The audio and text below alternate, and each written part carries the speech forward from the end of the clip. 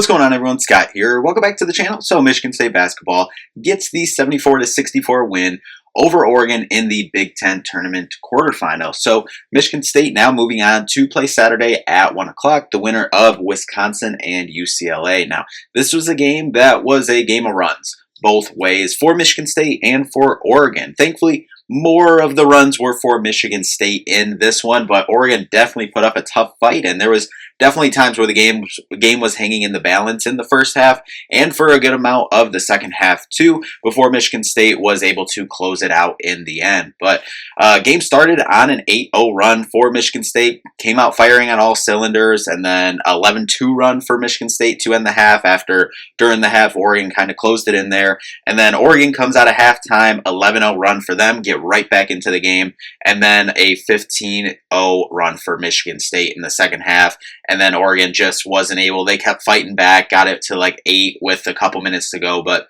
never able to fully come all the way back in this one. So Michigan State, as we said, moves on to Saturday, winner of Wisconsin and UCLA. And we will get to a preview for that in a separate video. But before we jump into the recap for this one, if you could just hit that like and subscribe button down there. More Michigan State basketball content on the channel, so make sure you're subscribed so you don't miss a video. So jumping into this one, first starting with Oregon, really Michigan State was able to take Jackson Shelstad, arguably their best player, definitely one or two best player for them, was really able to take him out of the game for the most part. He did have 8 points, 4 for 11 from the field, 0 for 5 from 3, but I mean, he had, I believe it was 2 points at halftime. Jeremy Fears was on defense against him and was making life tough for him. Shelstad was going at Jeremy on the other end, and Jeremy, we'll get to him in a second, but he had a really good game for Michigan State. So keeping it with Oregon, Nate Biddle, another guy we talked about, their leading scorer on the year. He got his 22 points, 11 rebounds, 9 for 15 from the field, 1 for 3 from 3 on the game. And he was a load down low, and he's a really good player. He got his points. And that is what it is, but Michigan State was really kind of able to shut the water off everyone else. We mentioned that lockdown defense on Shelstad. Keyshawn Barthelemy, he had 6 points, 2 for 8 from the field, 2 for 6 from 3, 5 points for Brandon Angel, 11 points from TJ Bamba to go with 6 rebounds and 5 assists. He had a pretty good game for them in this one. And then off the bench, you had Kwame Evans Jr. adding 4 points and 6 rebounds, but he had 5 fouls. He fouled out of this one. 4 points from Jadarian Tracy, and Raheem Moss added 2, and Supreme Cook added 2 after he had a pretty good game against Michigan State last time out. So able to stop that. This time Michigan State was, but 29 rebounds. I believe that was the same or very similar to the rebounding total that Oregon had last time. And again, Michigan State out-rebounds them, thankfully, in this one. But Oregon, 15 turnovers at times. They were throwing the ball out of bounds. They were throwing the ball into the second row right off the court there. And Michigan State was able to take advantage of that. 47% from the field, 21% from 3. And then something we also mentioned too, free throw shooting, 71% on the day for Oregon. So let's jump over to the Michigan State side. Jackson Kohler, 5 points, 4 rebounds on the night, 2 for 2 from the field.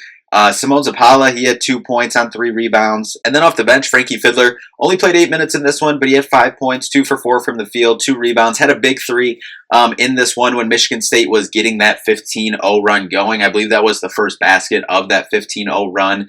Cohen Carr came in 10 points, 8 rebounds, 2 steals, and he had for sure the one, I believe it was 2, maybe even 3, but I'm pretty sure at least 2 dunks that if he would have been successful with the dunk, it would have been the dunk of the century in any level of basketball. I mean, especially the last one on Biddle, he just took, I think he caught the ball like a step into the 3-point line, took like 1 step and just went up straight.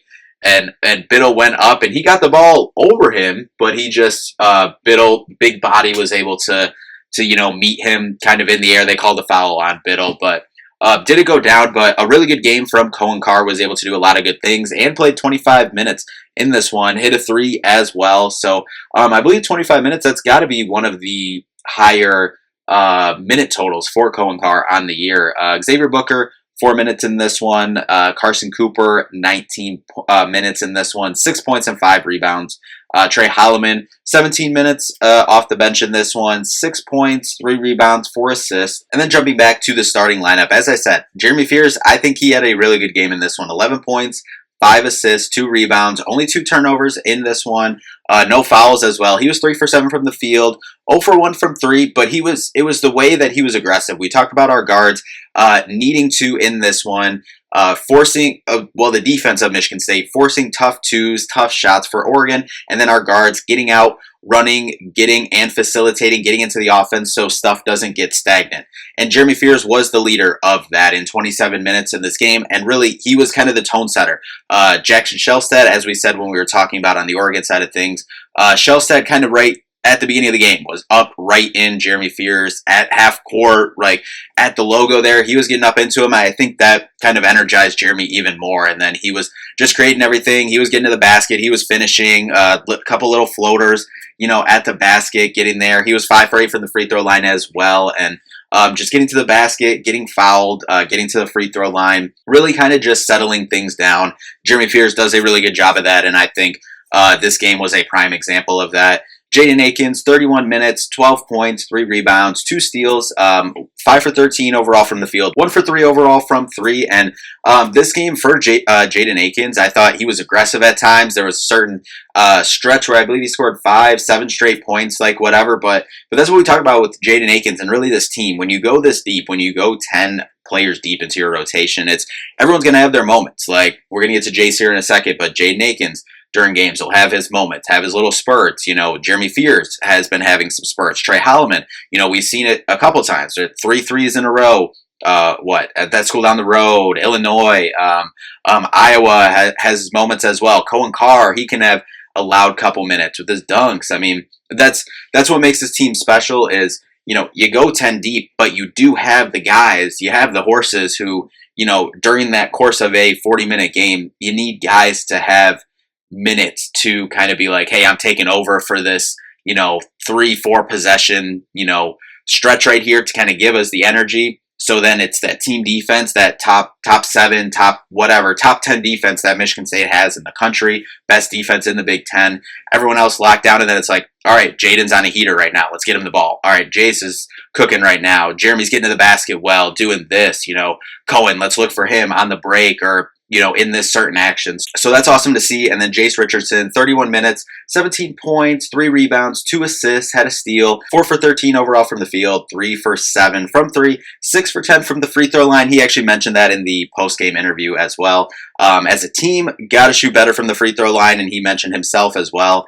We'll get to the team numbers here in a minute, but really, and Jace Richardson, and that's what kind of kept saying throughout the first half. Like, yes, Michigan State was up 10 at halftime, but even towards the end of the half, Jace was able to get a couple shots to go at the end of the first half. But throughout that first half, like, Michigan State still had a decent sized lead. Oregon was still sticking in it, but was like, okay, we're doing this, and Jace can't buy a bucket right now. He missed a couple threes, missed some mid-range shots as well. I believe he missed a drive to the basket as well. That was, obviously heavily contested, but, Jace didn't get it going until late first half, and then he had it going in the second half. But looking at the team stats here, 47% from Oregon. They shot it pretty well, especially in the first half, 46% for Michigan State, and then 4 for 19 from 3 for Oregon for 21%, and then 7 for 15 for 47% for Michigan State. We talked about they're falling in that 14 to 16 range in attempts, and they made where we talked about if you hit 4 to 7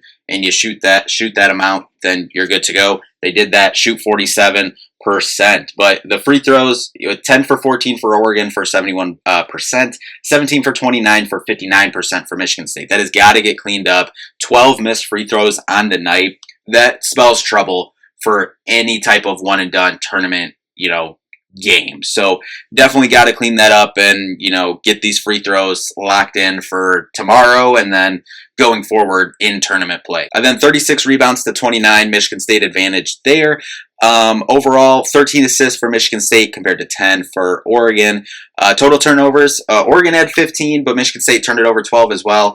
Yes, for us, still in that 8 to 12 turnover range that I always talk about here.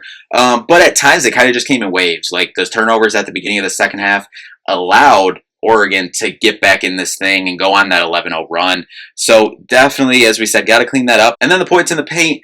Michigan State gets outscored in the paint, 28-40 in that category. But you credit that to a really good player on Oregon side and Nate Biddle. Getting some tough buckets down there. So for Michigan State, moving on to Saturday to play the winner of Wisconsin and UCLA. Right now, it looks like it's going to be Wisconsin. Game's not over yet, but that's what it's kind of looking like right now. So we will be back with a preview for that one. So anyway, thank you all so much for watching. We'll see you in the next one. Peace out.